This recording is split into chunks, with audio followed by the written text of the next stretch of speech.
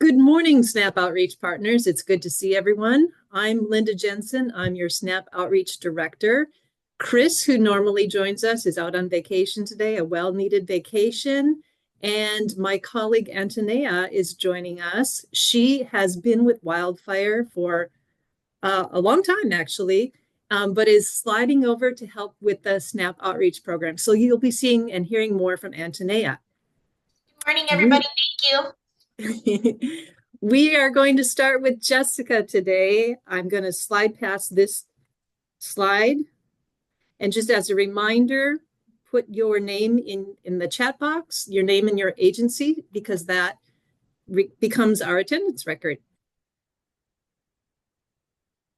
Jessica Herbert is joining us from the Arizona Food Bank Network. She is a public policy guru, and she's going to give us an update on what's happening at the legislature regarding anything SNAP related.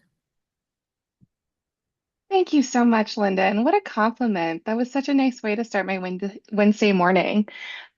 So again, I'm Jessica Herbert. I'm the Public Policy Manager with Arizona Food Bank Network. Just coming in to give it a little legislative update. So we have passed the first major deadline of legislative session, which is called crossover week. It's when bills need to move out of their chamber of origin into the other chamber. So we went from having just over 1,800 bills. We're now down to around 700. So we've got a little more than half left. And we're rapidly approaching the next major deadline, which is going to be on March 28th. That is when the bills, they've left their chamber and they need to be heard in committee in the opposite chambers. And if that doesn't happen, they are assumed dead, as we call them at that point. So their journey as bills have ended this session. We are monitoring at the Arizona Food Bank Network in partnership with Wildfire. We're monitoring quite a few bills this year that would have an impact to SNAP. Some of them, for those of you who were here doing this work in the last session, we talked about two bills and they did come back. So we have 2121, HB 2121 and HB 2122. Both of those would have an impact to SNAP. And so they are high concerns for us. We are in respectful opposition to those bills because the first would change the work registrants, the ability for us to run a voluntary ENT program. It would change us to a mandatory ENT program. And then the second would to limit the ABOD waivers. So currently we have ABOD waivers in 14 out of 15 counties. There's a couple of carve-outs in Maricopa County, the one county that doesn't have a full waiver. And those waivers are based off of unemployment rates. So unemployment and access, if there is high unemployment rates, a state can request an ABOD waiver, which is able-bodied adults without dependents.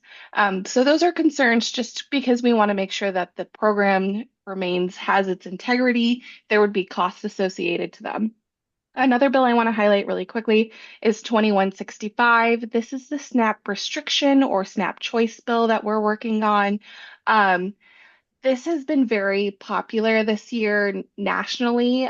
We've got a lot of partners in other states that have similar bills with similar language. And it's to request a waiver to the USDA to ban certain items. It started as a larger bill. It was amended to be just soda. So this would mean that SNAP users can't use EBT benefits to purchase soda. This is concerning for us, especially in the rural areas. Because the access to full service grocery stores, for instance, on the Navajo Nation, there's only 13 full service grocery stores. And the Navajo Nation is roughly the size of West Virginia. So we're really wanting to be mindful about those food deserts in our rural Arizona and the fact that we're not pro soda, but the reality is, for a lot of families, the ban would also include sparkling water, kombucha, anything carbonated that had a gram or more of sugar falls under that definition. And it's more shelf stable. So it's something that we want to look at as kind of the equity lens when we're looking at SNAP to not restrict a certain item for one group of people that we know isn't restricted for everyone else. So we just want to be mindful of that. There's another bill, SB 1070. That is 1071, excuse me. That's moving through right now. And it would be duplicative reporting requirements. And so that's another one we are concerned on. If you have any questions, I'm going to pop my email into the chat and I'd be happy to kind of dive into more questions, more details, but we like to keep it kind of high level just to give you guys an understanding that we do have concerns with some of the bills moving through session right now. But the last thing I wanted to touch on, because this is breaking news from last night, is that the continuing resolution on the federal side, it was passed by the House. For some of you might be concerned. There is the CR, so the continuing resolution does expire on March 14th, which is this Friday. If we don't pass a new one, we would go into a government shutdown. I believe if DES is on this call and I'm wrong, please correct me. But the way that SNAP benefits work is they're 30 days out. And so we do not anticipate any issues with April if we do hit a government shutdown. But so far right now, it's looking very likely that a CR will pass and we'll just avoid the government shutdown. I only added that, Linda, because you asked for some good news. And so I figured I would plug in a little good news at the end there. Much appreciated, Jessica. We'll take any good news that we can get. Do you have questions for Jessica? You can either put those in the chat if you do, or you can take the conversation offline once she puts her email in there, or you can come off mute to ask a question if you have one.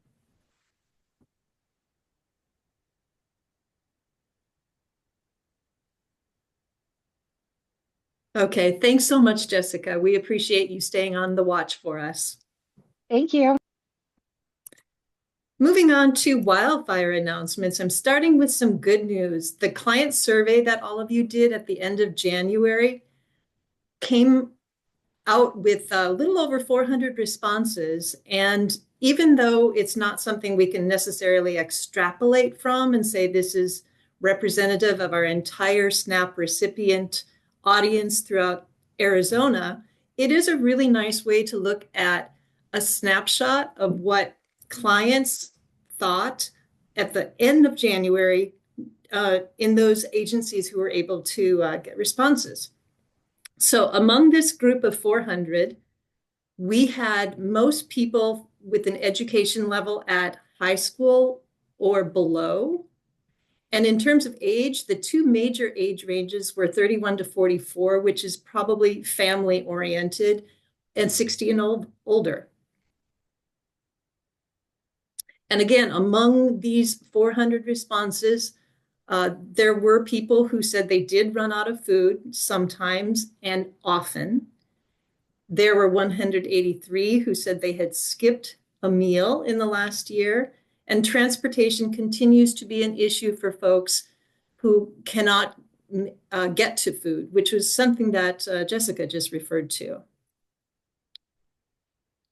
With the application, they had some issues getting through to DES and then not knowing what to do, especially being a first-time applicant.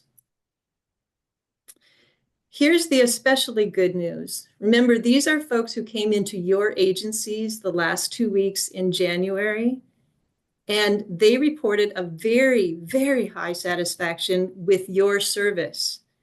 And in terms of comfort level of them coming to you, 9.5 out of 10.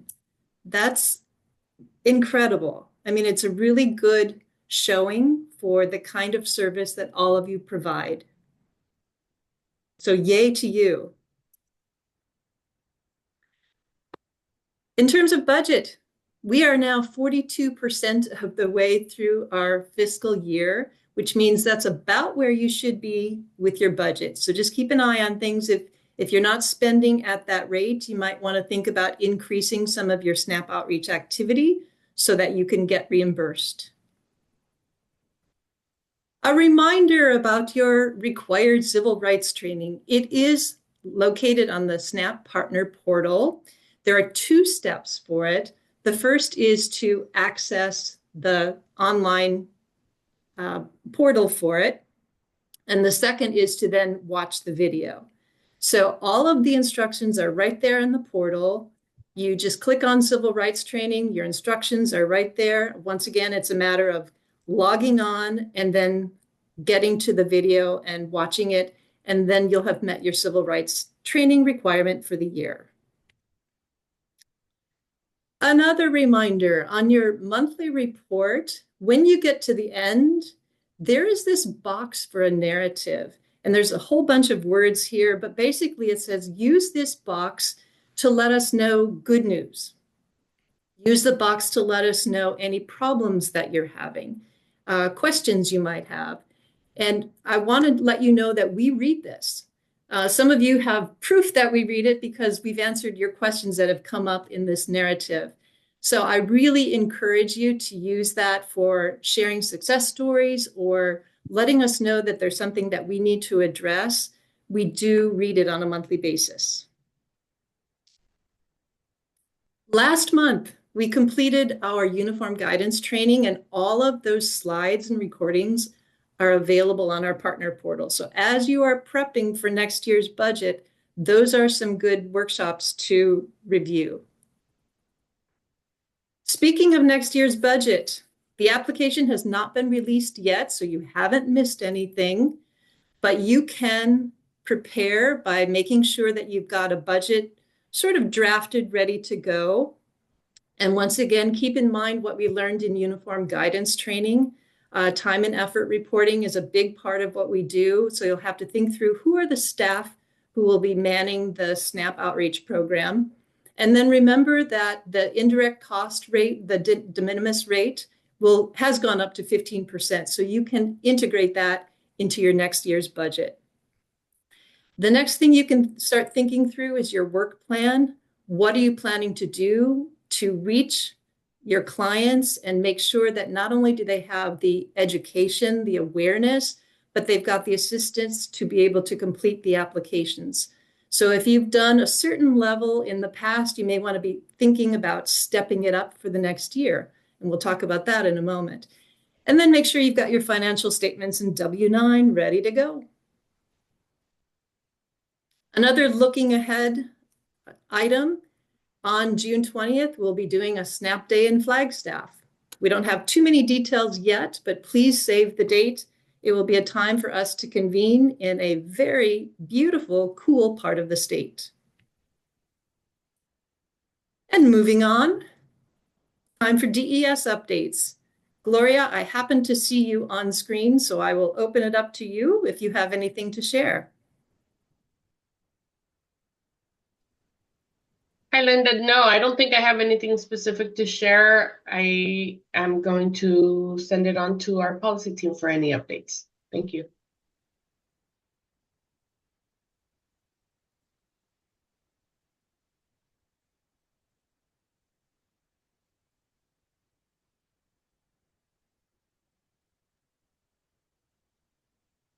I know the policy team is here. I saw them log on. Good morning. I apologize. Couldn't get off mute there for a minute. Good morning. My name is Adele Anaya, and I am with the FA Policy Support Team, and we'll be providing you updates for the month of February. So the first update was an update to the program purpose. So there was some clarification that we received from FNS. And the purpose of Nutrition Assistance Program is to provide food benefits to low-income families, assist eligible participants in obtaining employment and training to increase earnings. So that was just a small update for the program purpose. Next slide, please. There was an update to the mid-approval contact signature. Signature requirements are met when signed by any of the following: primary informant, adult in a budgetary unit, and an authorized rep. So these are the three participants or three people that can sign the mid-approval contact form for it to be an acceptable form for a case. Next slide. Additional information on homelessness. Budgetary unit is experiencing homelessness when they do not have a fixed or regular nighttime residence. For eligibility, experiencing homelessness when all of the following occurs: fixed or regular nighttime residence is going to be lost. A loss of fixed or regular nighttime residence expected within 14 days of application. Budgetary unit does not have financial means to secure another fixed or regular nighttime residence. Temporary stay in another person's residence for 90 days or less is not considered a fixed or regular nighttime resident. Next slide, please. We have the updated gross monthly income eligibility standard and the minimum NA allotment, which is $23. And next slide. And that's it. Oh, that was it. Okay. Thank you. Any questions? Yeah, while we have the policy team here, this is a great time to ask your policy related questions.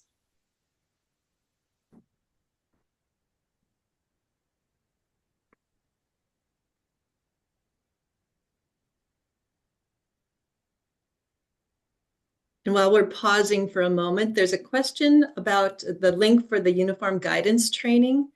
Antonia, would you be willing to drop the partner portal link into chat, please? And there is a question from Martha. Policy team, does DES see clients in office in any county? I know that this was a question that has been brought up numerous times, and the answer is yes. If a client requests a face-to-face interview, the local office does have to see the person, see the participant applying. So it is outlined in the policy for interview requirements that if they request a face-to-face interview, the office does have to accommodate that participant.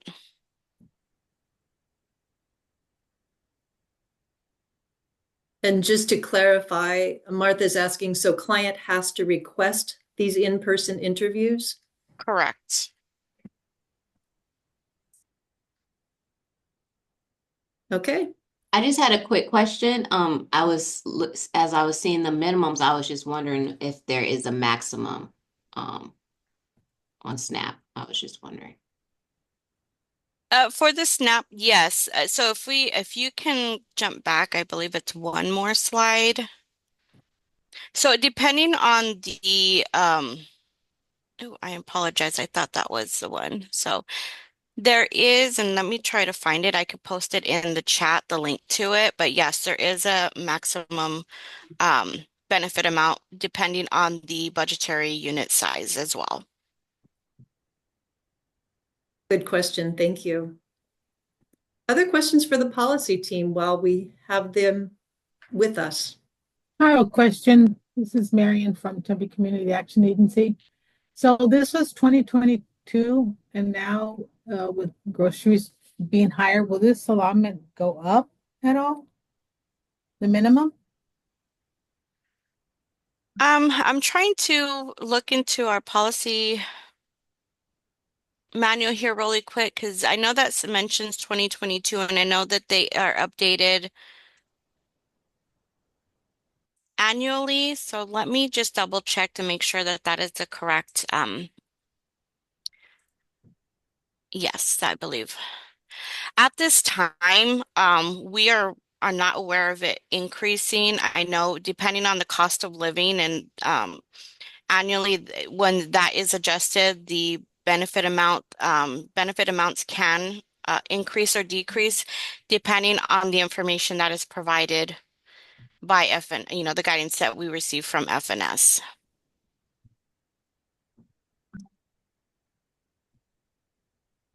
There's one more question that came. Oh, thank you.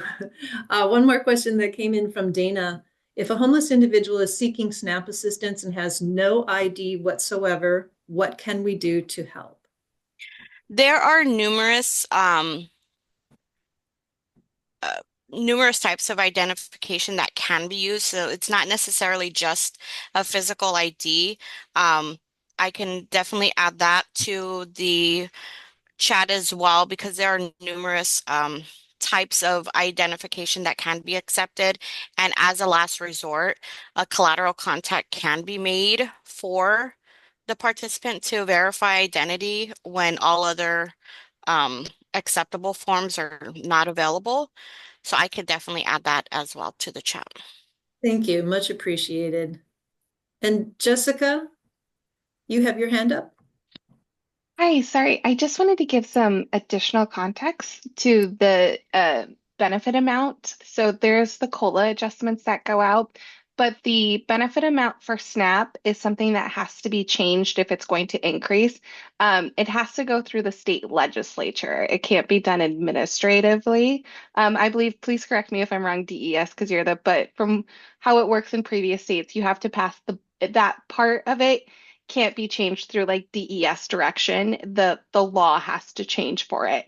So the $23 is the federal minimum benefit, and that's how our state law has it. It's the ARS statutes that set that.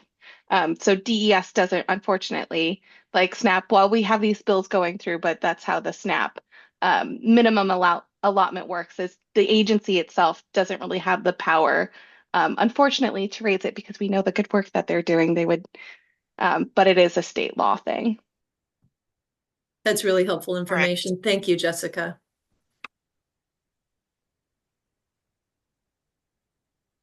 Other questions for our policy team? And they are continuing to put helpful links into the chat, so that will be a resource afterward when we share out the recording.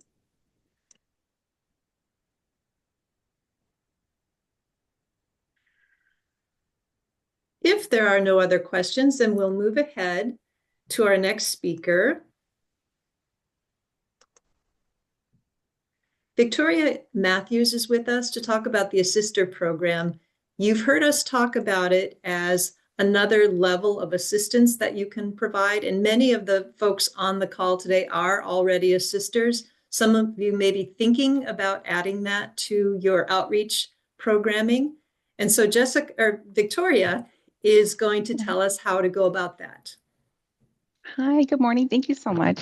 So again, my name is Victoria Matthews, and I am the Assister Communications Coordinator here for the CPAO program. And thank you so much for having us here today.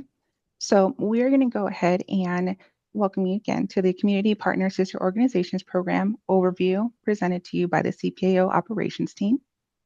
Next slide, please. So in this presentation, we are going to be going ahead and covering number one, the Community Partner Assister Organizations, CPAO background and benefits, providing a comprehensive overview of Community Partner Assister Organizations, or CPAOs. Two, program advantages. There are so many, and we can't wait to share them with you all. Three, how to become an HEA Plus Community Partner, covering the steps and requirements for becoming an HEA Plus Community Partner. Or role sharing. So this, roles. So sharing the specific roles and duties of HEA Plus community partners.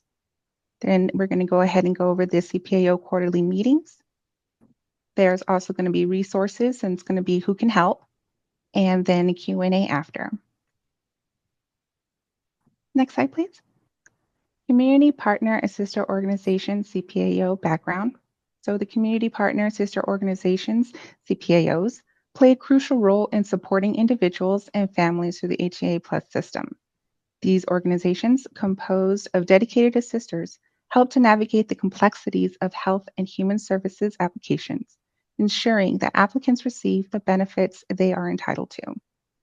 Electronic data verification. One of the key features of HEA Plus is its improved access to electronic data sources.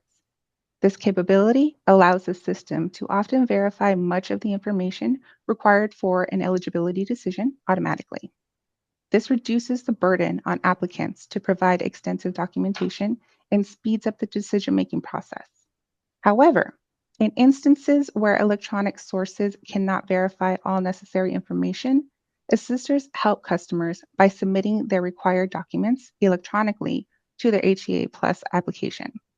This ongoing support ensures that applicants are complete and accurate, minimizing delays in processing. Tracking application progress. Assisters have the ability to track the progress of applications through the HAA Plus system. This feature allows them to provide ongoing support to their customers, addressing any issues that may arise and ensuring that the application process remains on track. By maintaining visibility over the application status, assisters can proactively manage the process and provide timely updates and assistance to applicants. All right, next slide, please. Thank you. Community Partner Assister Organization, CPO benefits. The CPO program offers numerous benefits to both applicants and the state of Arizona.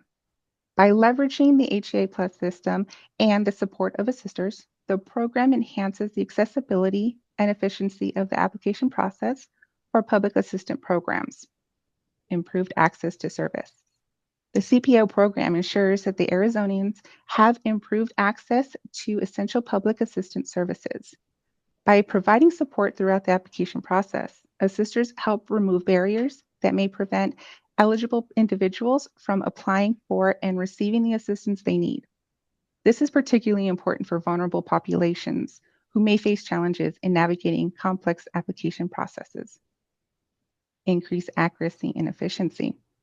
The use of electronic data verification and the ability to submit documents electronically through HAA Plus significantly increases the accuracy and efficiency of the application process.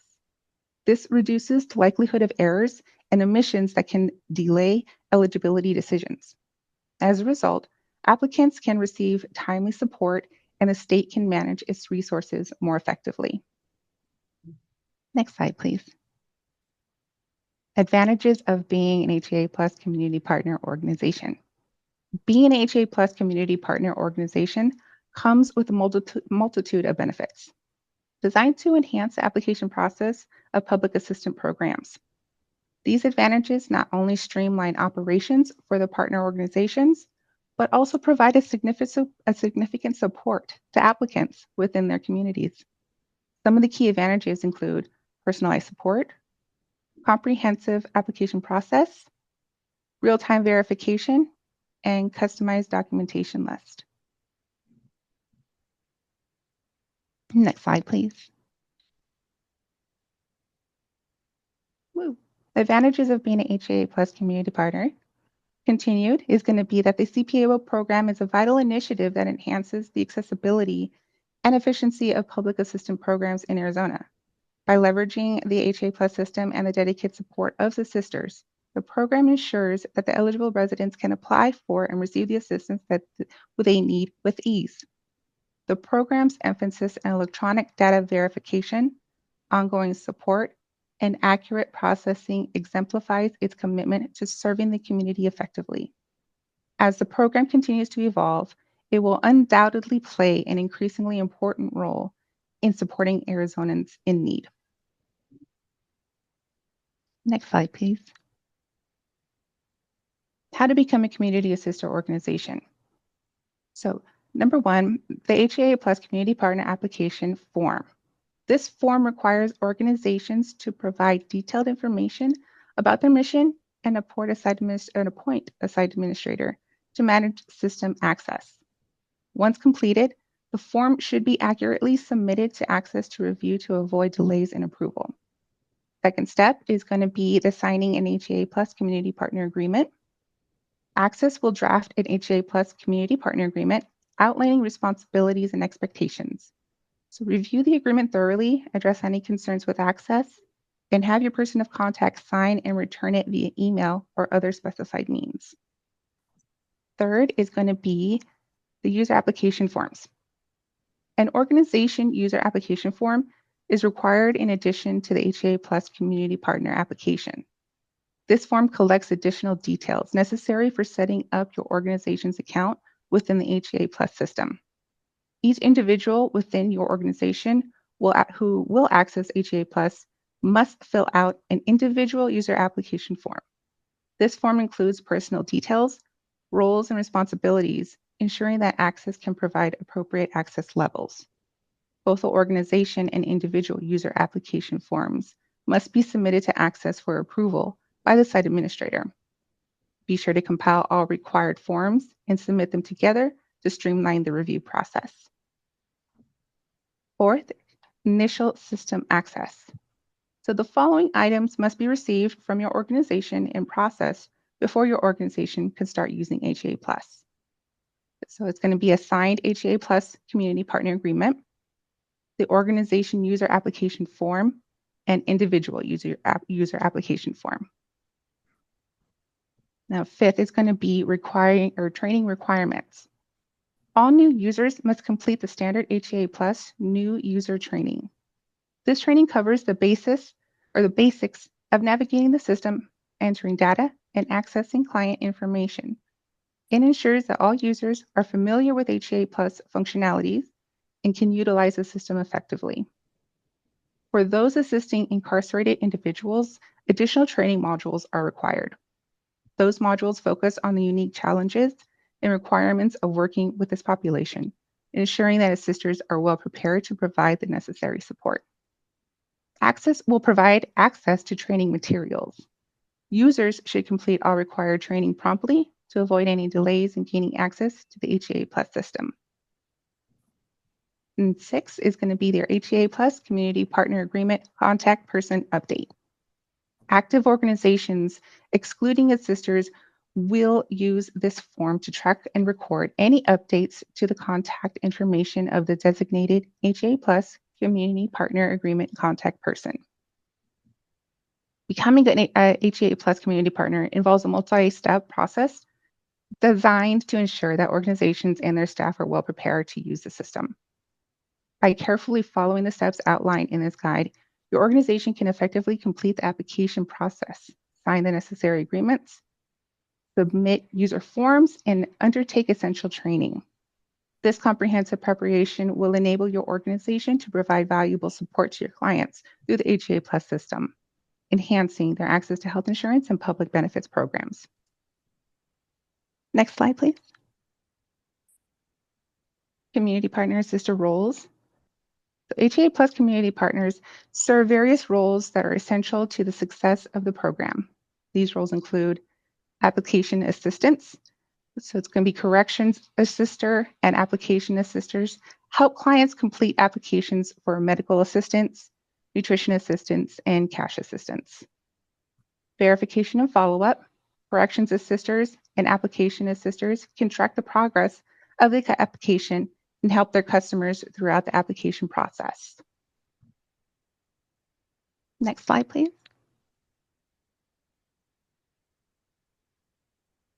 CPAO Access Quarterly Connect AQC meetings. Attendance to AQC meetings is mandatory for site administrators or their designees from each community partner or sister organization. These quarterly meetings provide essential information, tools, and training for processing applications in HEA Plus, and recordings can be requested via email. Next slide, please. Resources. So we do have an CPAO call center that is a dedicated call center or one-stop shop for assisters. And they can assist with such things as the demographic changes on unsubmitted applications. And also it's going to be technical support for the HEA Plus system, saying if it's running slow or down. And they are available Monday through Friday, 8 a.m. through 5 p.m. at the number listed below. Next slide, please. Resources continued is going to be also the CPAO operations team email. And it's going to be there listed at the CPAO operations team at azaccess.gov. That is reserved for site administrators only. And that email can also assist the site administrators with processing the individual organization user application forms, HEA Plus training assignments, and other urgent issues that the site administrator is unable to resolve. Next slide, please. Another resource available is going to be your constant contact emails. The constant contact emails are used to communicate important information to assisters and site administrators. If you haven't been receiving these emails, check your spam or trash folders or contact the CPAO operations team to be added to the email list. Or sign up on the AZ Access website and search Community Partners, in which you will then see the Community Partner Assister Organization webpage. You will also see a blue button that reflects sign up for CPAO updates, in which you can click on to sign up to receive CPAO constant contact emails. Next slide, please. So thank you for your interest in the CPAO program. We are here to assist you through the application process and answer any questions you may have about the program. Our dedicated team is committed to ensuring you have a smooth and informed experience as you embark on this exciting journey. So again, our information is listed below for detailed information about the program. Please visit our azxgov.gov/resources/community partners/HEA+. And if you have any questions or need further assistance, please feel free to reach out to our CPAO team. We're here to help you every step of the way by emailing us at the CPAO operations team at azxgov. That is it for our information. I think we'll be open for any questions. I believe there were some that were popping up in the chat. Thanks, Victoria. Yes, there were. And I think that Abigail has been jumping in. There was one question from Arowet that got two different answers. So I want to clarify from Arowet. Were you talking about an app? You asked, how long does it take an application to process? Were you talking about a SNAP application or an application to become an assister? An application. Thank you. An application to become an assister. We filled out we're following the instructions on the website. The first step was to fill out the community partner application form, and we submitted that over to the correct email. So yeah, to be an assister. Thank you. That was Brandy talking, right? Yes. Hello. Hi, Sorry, I didn't Brandy. introduce myself. Hello. No, that's okay. So the answer that Abigail posted for that question is that it could take up to 2 months. There was another question. Go ahead. Nope. Thank you. There was another question about who needs to be listed on the application for each agency to allow individuals to do data entry. And the answer posted was the CPAO will add any individual who will be requesting access to HEA+. Dawn, does that answer your question?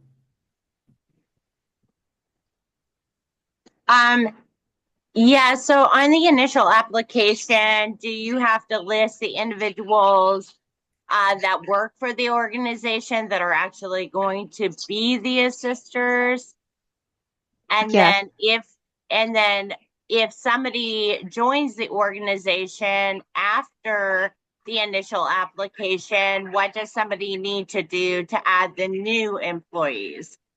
Okay, well, thank you. So basically, anybody that is going to be accessing HEA Plus needs to have an application submitted. So it's going to be, we would need the organization user application and the individual user application before they can be granted access to HEA Plus.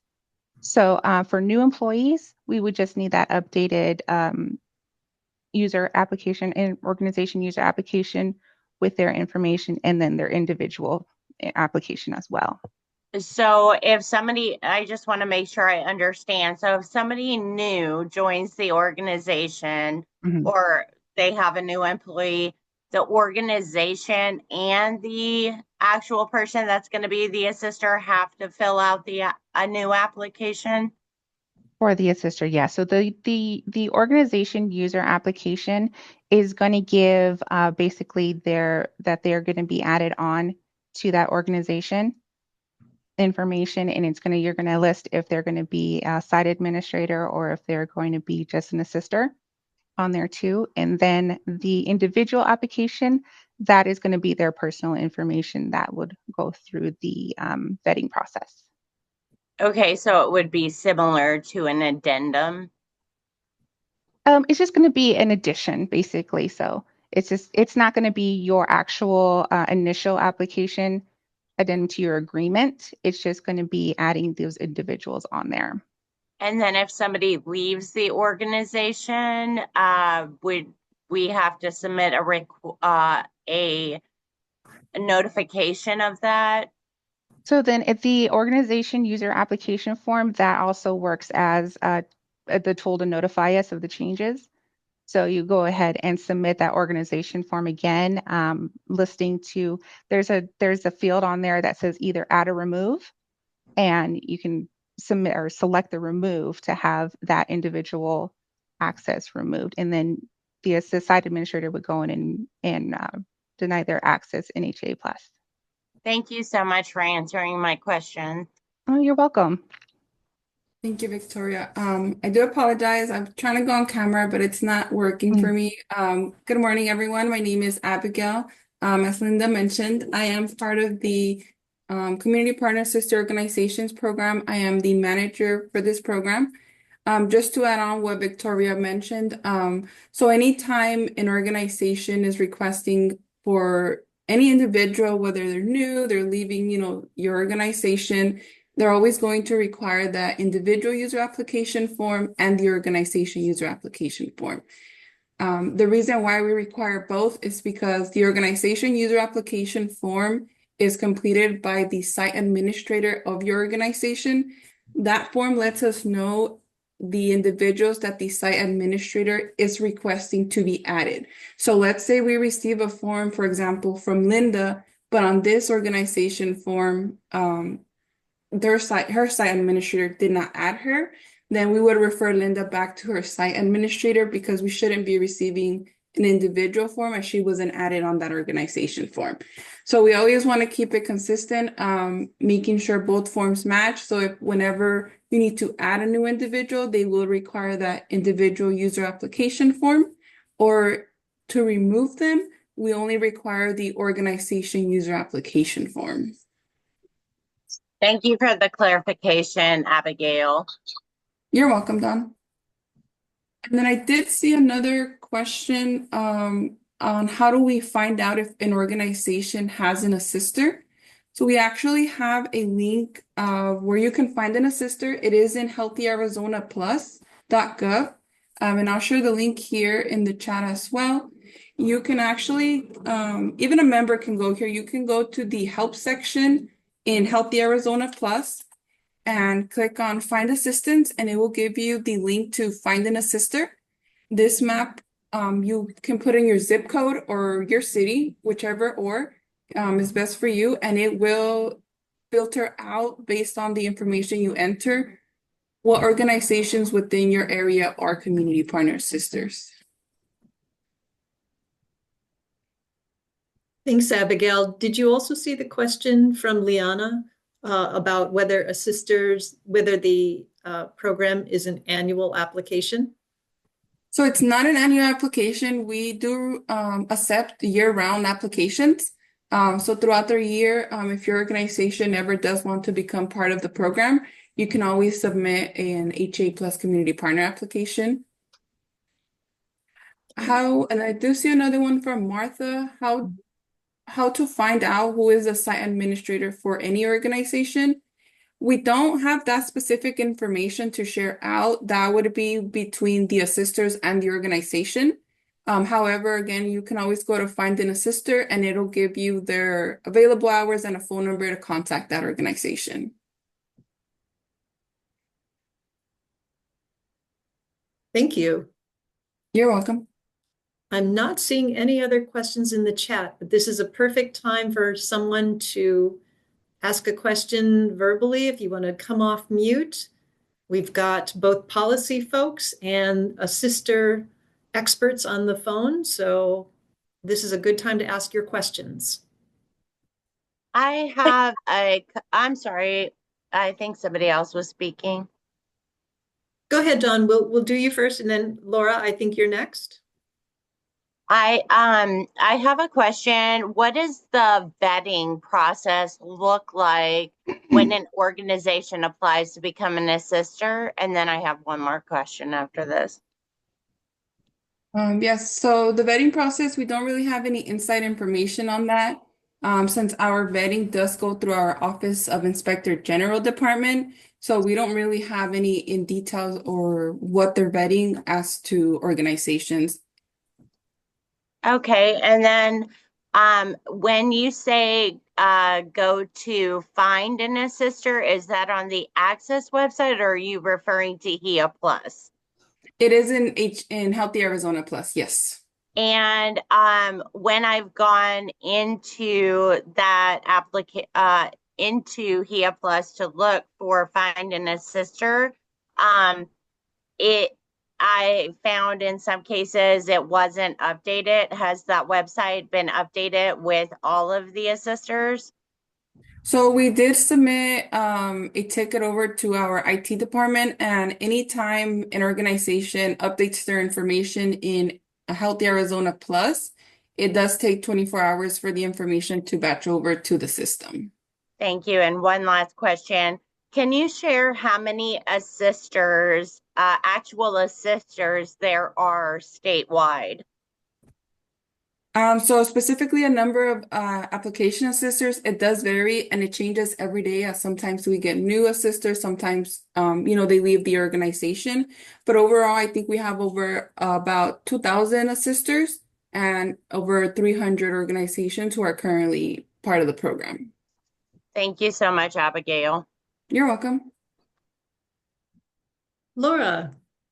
So my question isn't about the assisters, it's about something else, unless if there's somebody else that wants another question for Abigail, I can go after that. I think we're on a mix and match format, so ask the questions that you have, please. Okay, so I am new to this forum and I'm really excited to be part of this group.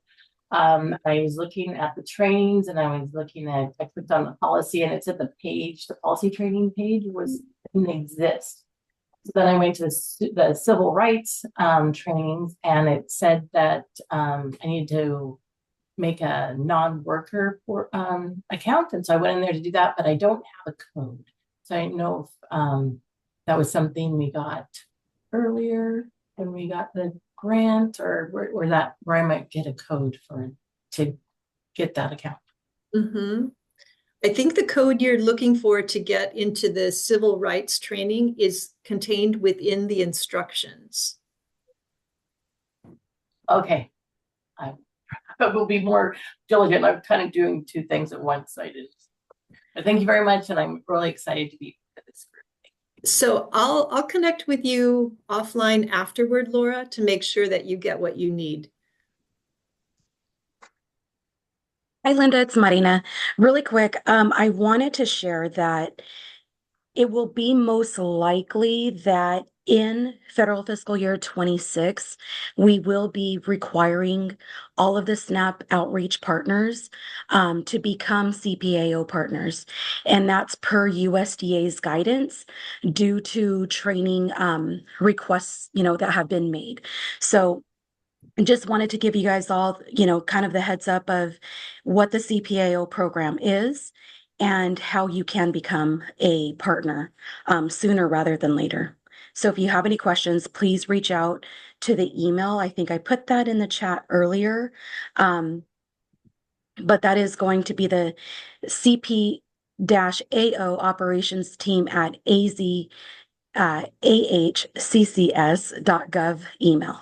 So let us know if you have any questions. And Lorena, you asked about the procedure for name changes, and I see that there is a response there. Does that give you the information that you need?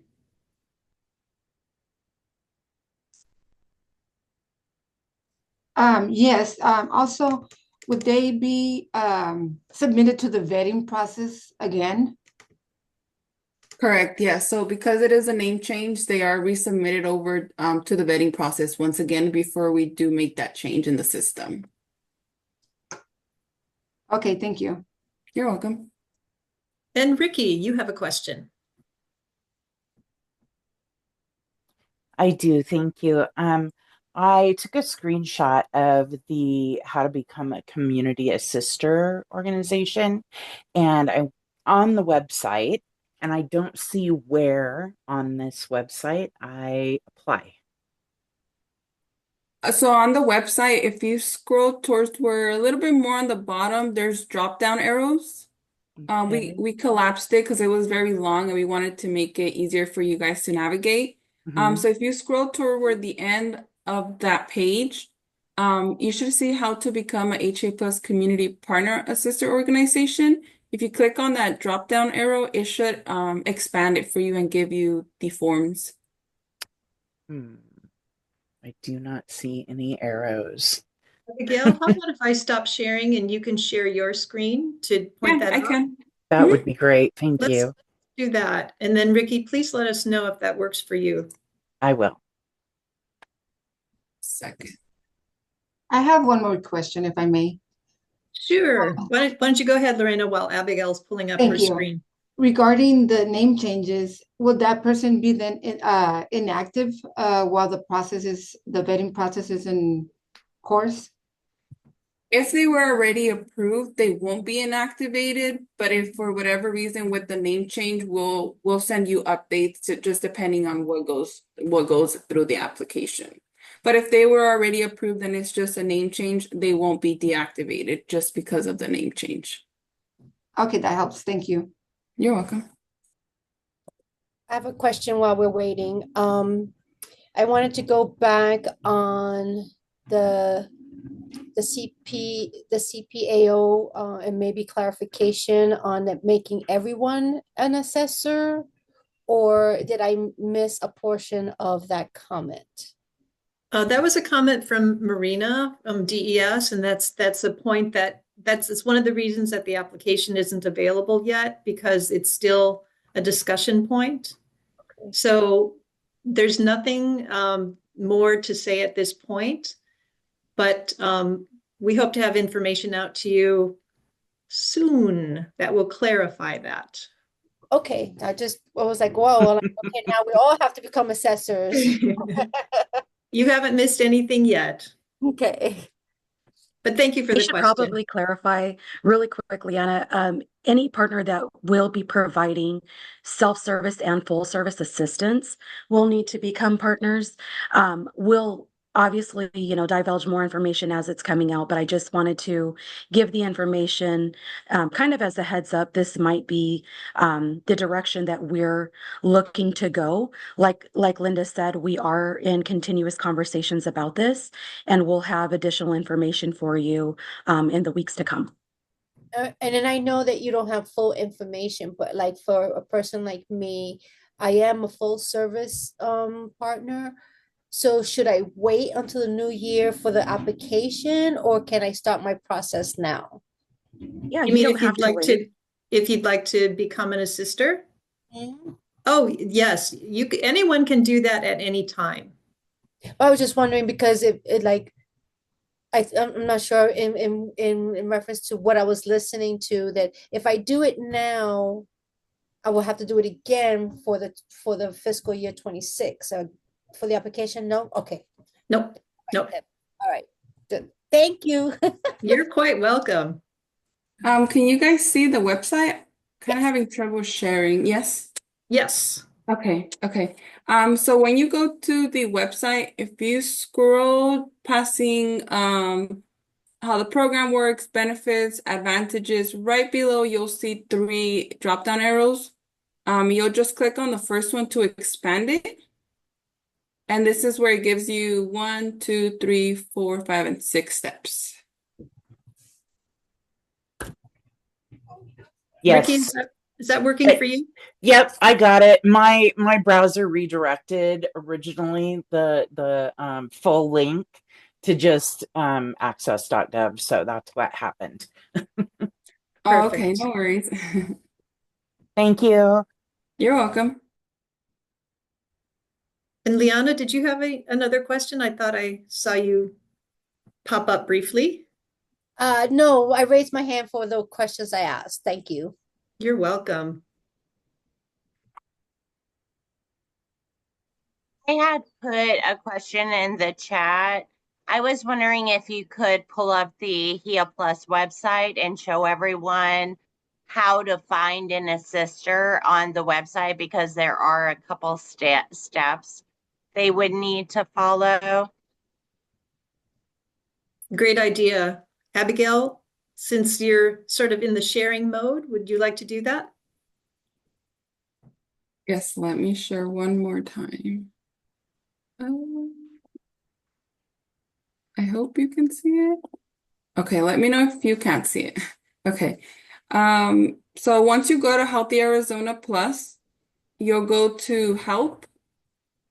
From Help, then on your left, you'll click Find Someone to Help. And then you will click Find an Assister. This is going to open up the new link that I shared in the chat earlier. It'll give you kind of a welcome message.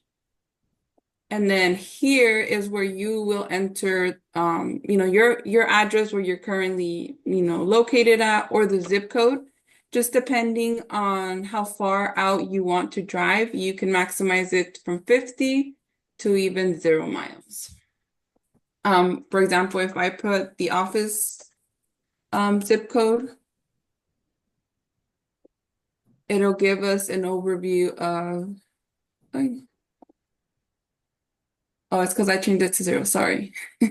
Within 6 miles, it gives you a radiation of who is within, and currently we have 131 just within this zip code. Can those locations be expanded to show addresses? Correct. Yeah. So these drop down arrows here, if you click on them, it gives you more information within that organization. There's definitely a handful, 131. So it just varies, and it depends on which one you would want to drive out to. I did put it within 6 miles. You can always filter it less, just depending on how close there's organizations that are with the program within your area. Thank Martha, you so much. Martha's asking, will it show the actual individual assister's name? Not in Find an Assister, no. It's always just going to show the organization's name. So it'll never show personal details for each assister. It'll only show for the organization. This Find an Assister feature is managed by your organization site administrator. So whatever that person or that individual adds to Find an Assister feature in HA Plus for the organization, it's what's going to reflect here. Thank you. And we've got a question from Leonore that I'm not quite sure I understand. So Leonore, you may need to help me out. When do we need to renew for the next fiscal year? Is that the SNAP outreach application? Yes, I'm sorry. Yes. We don't have the application ready yet, but it will be coming very, very soon. So start gathering materials and start drafting your work plan because that application is imminent. Okay, so you guys are gonna let us know by email then. Okay. Exactly. Thank you. Thank You're you so welcome. much. What other questions do we have? Will assisters in the future assist with SNAP interviews? That's an interesting one.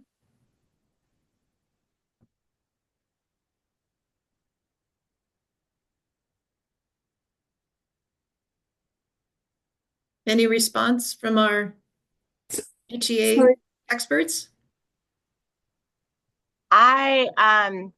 This is Dawn from DES. I have not heard anything about the assisters in the future being able to conduct interviews. As of right now, interviews only benefit eligibility specialists within DES are able to conduct interviews. I don't know if anybody from DES wants to add anything to that. Hi, Don. No, I was about to just say I agree. We are not aware of anything in the future, as Don mentioned. At this time, only eligibility specialists are able to conduct the interviews for the programs we offer. And I see what I think is probably our final comment from Karen. Some assister agencies see walk-in members. Other agencies request appointments scheduled for HEA assisters. So it varies on each organization. You do have the option to accept both walk-ins and by appointment, or either or. So it really depends, and it varies on what your organization would like to take. If you want to take in just walk-ins, then that's the information that's going to reflect and find an assister once you added an HA plus. But if you just want to accept only by appointments, then that's really up to the organization as to which side they want to take. Thank you. And Martha asked, do eligibility specialists and community assisters do the same tasks besides interviews? Community assisters and eligibility specialists are two different roles. The community assister only assists with the application process. So you only assist the customer with submitting their application up until a determination is made. You don't make determinations, so it is two separate roles. Thank you. Okay, this has been a great meeting full of information and wonderful questions. I appreciate the dialogue. We'll see you again in April for the next partner meeting, but you'll be hearing from us before that. Be on the lookout for when the application for next fiscal year opens, and keep June 20 on your calendar for a possible trip to Flagstaff for SNAP Day. Thanks so much for your time today. Thank you. Thank you.